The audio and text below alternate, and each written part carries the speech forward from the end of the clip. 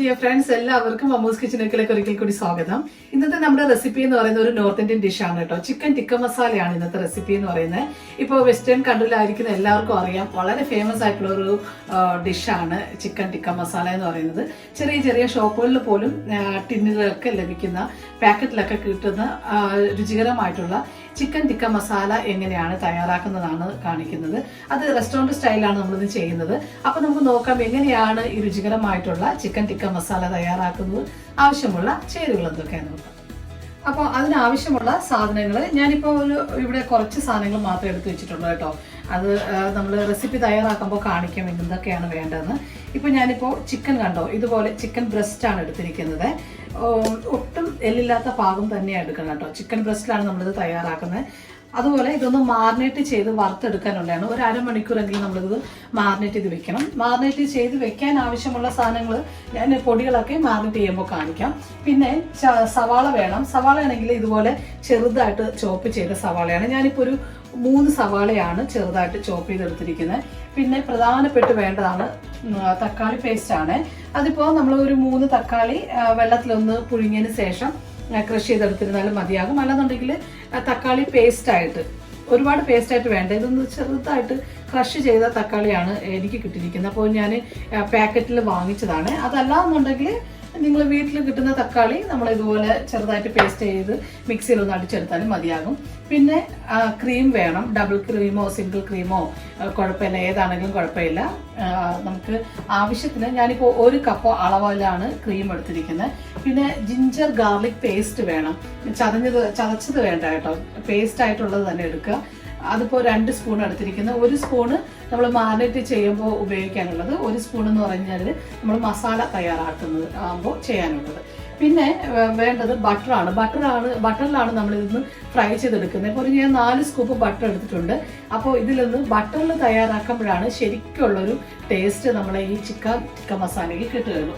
പിന്നെ വേണ്ട സാധനങ്ങളൊക്കെ മസാലകളാണ്. അതിപ്പോൾ നമ്മൾ കുക്കിംഗ് ചെയ്യുമ്പോൾ എങ്ങനെയാണെന്ന് കാണിക്കാം. അപ്പോൾ മാരിനേറ്റ് ചെയ്യാൻ വേണ്ടിയിട്ട് നമുക്ക് ആദ്യം 1 സ്പൂണ് തൈര് വേണം കേട്ടോ. ഞാൻ ഒരു വലിയ സ്പൂണ് തൈരാണ് എടുത്തിരിക്കുന്നത്. ഇപ്പോൾ നിങ്ങൾക്ക് എടുക്കുന്ന ചിക്കൻ്റെ അളവനുസരിച്ചിട്ട് കേട്ടോ. ഇതിപ്പോൾ വലിയ സ്പൂണ് തൈരായി. ഇനി വേണ്ടത് 1 സ്പൂണ് ജിഞ്ചർ ഗാർലിക് പേസ്റ്റാണ്. പിന്നെ ഇതിൽ 1/4 ടീസ്പൂണ് മഞ്ഞൾപ്പൊടി ഇട്ട് കൊടുക്കാം. എല്ലാം നമ്മൾ മാരിനേറ്റ് ചെയ്ത് വെക്കുന്നത് കൊണ്ട് ഒത്തിരി എല്ലാം ടൂ മച്ചായിട്ട് ചേർക്കേണ്ട ആവശ്യമില്ല കേട്ടോ. അത് മാത്രമല്ല, നമ്മൾ ഇതിലിങ്ങനെ ചേർക്കുമ്പോൾ വേറൊരു കാര്യം ഓർക്കേണ്ടതെന്ന് വെച്ചാൽ മസാലയും കൂടെ ചെയ്യാനുള്ളല്ലേ, അപ്പോൾ അതനുസരിച്ചിട്ട് ചേർത്താൽ മതി. പിന്നെ 1 സ്പൂണ് കാശ്മീരി മുളക് പൊടി, 1 സ്പൂണ് സാധാരണ മുളക് പൊടി, പിന്നെ 1 സ്പൂണ് കുരുമുളക്, പിന്നെ ഉപ്പ് ആവശ്യത്തിന്. നമുക്കിതിലേക്ക് ഒരു പകുതി നാരങ്ങ നീര് മസ്റ്റായിട്ട് ഒഴിക്കണം കേട്ടോ. കാരണം ഇതിൽ ഒരല്പം ഈ തൈരിൻ്റെയും നാരങ്ങ നീരുടെയൊക്കെ പുളി ഇറങ്ങുമ്പോഴാണ് നമ്മൾ ഈ മാരിനേറ്റ് ചെയ്ത ചിക്കന് നല്ല ടേസ്റ്റ് ഉണ്ടാവുക. അപ്പോൾ അതുകൊണ്ട് നാരങ്ങ നീര് മസ്റ്റായിട്ട് ഉപയോഗിക്കാം കേട്ടോ. ഇനി നമുക്ക് ലാസ്റ്റ് ഇൻഗ്രീഡിയൻ്റ് എന്ന് പറയുന്നത് കടുക് എണ്ണയാണ്, മസ്റ്റർഡ് ഓയിൽ. അത് നമുക്ക് ഞാനിപ്പോൾ എടുത്തിരിക്കുന്ന 1/2 ടീസ്പൂൺ ആട്ടോ. ഇതെല്ലാം കൂടെ ചേർത്തിട്ട് നന്നായിട്ട് കൈ കൊണ്ട് അല്ലെന്നുണ്ടെങ്കിൽ 1 സ്പൂൺ ഉപയോഗിച്ച് മിക്സ് ചെയ്തെടുത്താലും മതിയാകും. അപ്പോൾ ഈ ചിക്കൻ്റെ എല്ലാ ഭാഗത്തും മസാലയൊക്കെ നന്നായിട്ട് ചേരണം. ഇത് നമ്മൾ ഈ ഉപയോഗിച്ചിരിക്കുന്ന എല്ലാ സാധനങ്ങളും ചേർക്കണം കേട്ടോ. എങ്കിലാണ് നമ്മൾ ഈ ശരിക്ക് റെസ്റ്റോറൻറ്റ് സ്റ്റൈലിലുള്ള അതേ ടേസ്റ്റ് കിട്ടുള്ളൂ. അപ്പോൾ ഇതൊരു അരമണിക്കൂറെങ്കിലും മാരിനേറ്റ് ചെയ്തിട്ട് വെക്കുക. ഇപ്പോൾ കണ്ടോ, മസാലയുടെ അതുപോലെ നമ്മളിത് പുരട്ടി വെച്ചപ്പോൾ തന്നെ ഇതിൻ്റെ എല്ലാ കളറും എല്ലാം ചേഞ്ച് ആയി തുടങ്ങി.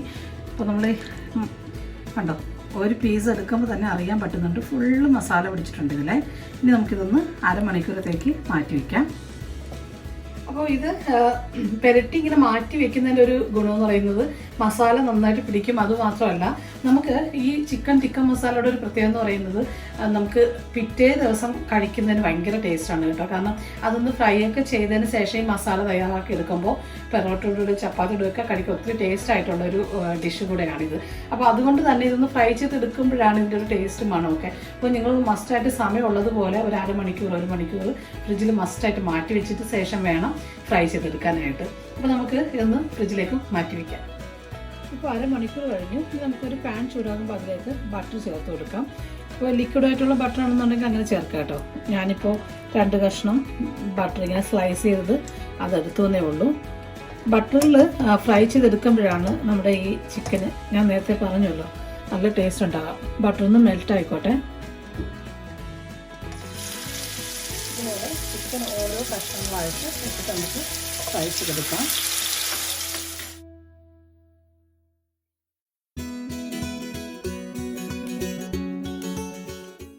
ഇതിപ്പോൾ നമുക്കിതുപോലെ ഓരോന്ന് തിരിച്ച് മറിച്ചിട്ട് മീഡിയം ഫ്ലെയിമിലിട്ടിട്ട് ഫ്രൈ ചെയ്തെടുക്കാം. ഇത് കണ്ടോ, ചിക്കൻ നന്നായിട്ട് ഫ്രൈ ചെയ്തെടുത്തിട്ടുണ്ട്. ഇത് 2 സെക്ഷനായിട്ടാണ് ഞാനിപ്പോൾ ഫ്രൈ ചെയ്തെടുക്കുന്നത്. അതുപോലെ നിങ്ങളിപ്പോൾ എടുക്കുന്ന ചിക്കൻ ബ്രസ്റ്റ് ഒത്തിരി ഉണ്ടെന്നുണ്ടെങ്കിൽ 2-3 പ്രാവശ്യമായിട്ട് ഫ്രൈ ചെയ്തെടുക്കുമ്പോൾ പിന്നെ കറക്റ്റ് മസാല എല്ലാം കറക്റ്റായിട്ട് വരും കേട്ടോ. അപ്പോൾ അതേ രീതിയിൽ വേണം ഒന്ന് ചെയ്തെടുക്കാനായിട്ട്. ഇപ്പോൾ ഞാൻ 2 പ്രാവശ്യമായിട്ട് ഫ്രൈ ചെയ്തെടുത്തപ്പോൾ തന്നെ പണി കഴിഞ്ഞു. ഇപ്പോൾ നമ്മൾ ചിക്കൻ മുഴുവനായിട്ട് ഫ്രൈ ചെയ്തെടുത്തു കേട്ടോ. ഇനിയിപ്പോൾ നമ്മൾ മസാല തയ്യാറാക്കാൻ വേണ്ടിയിട്ട് പോവുകയാണ്. അതിനായിട്ട് ഞാനിപ്പോൾ ഒരു പാൻ അടുപ്പത്ത് വെച്ചിട്ടുണ്ട്. അതിലേക്ക് നമുക്ക് വീണ്ടും ബാക്കി എടുത്ത് വെച്ചിരിക്കുന്ന 2 സ്ലൈസ് ബട്ടർ ഇട്ട് കൊടുക്കാം.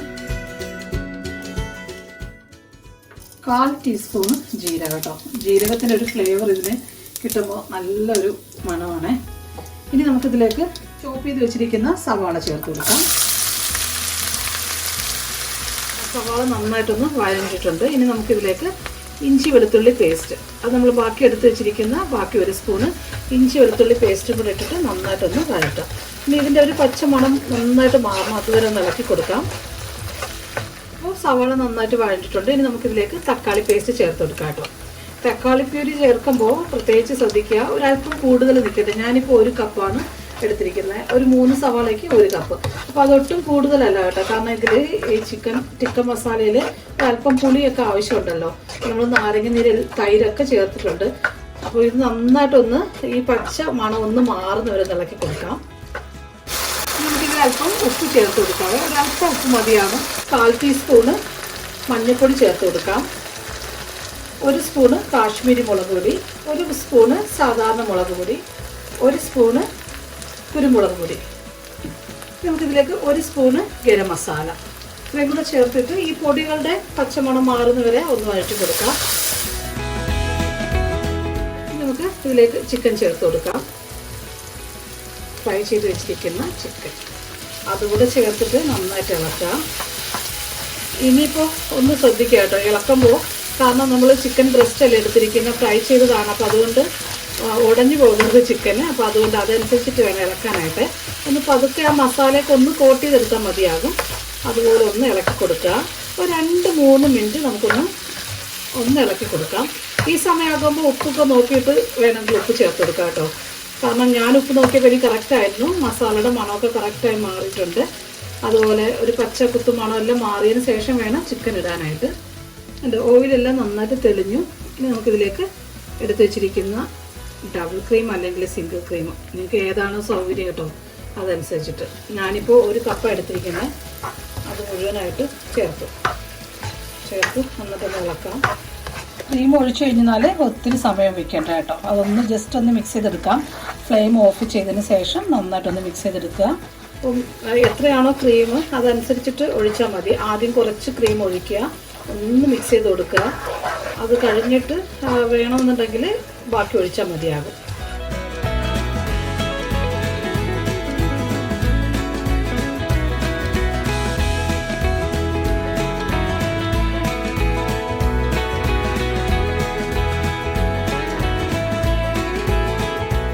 കണ്ടുവല്ലോ, വളരെ രുചികരമായിട്ടുള്ള, വളരെ എളുപ്പമാണ് കേട്ടോ. ഇച്ചിരി സമയം ആവശ്യമുണ്ട് എങ്കിൽ പോലും വളരെ രുചികരമായിട്ടുള്ള റെസ്റ്റോറൻറ്റ് സ്റ്റൈലായിട്ടുള്ള ചിക്കൻ ടിക്ക മസാലയാണ് നമ്മൾ തയ്യാറാക്കിയത്. എല്ലാവരും ഒന്ന് ട്രൈ ചെയ്ത് നോക്കുക, നിങ്ങൾക്ക് തീർച്ചയായിട്ടും ഇഷ്ടമാകും. ഈ വീഡിയോ ഇഷ്ടമായെങ്കിൽ എൻ്റെ ചാനൽ സബ്സ്ക്രൈബ് ചെയ്യാനും ലൈക്കും ഷെയർ ചെയ്യാനും മറക്കരുത്.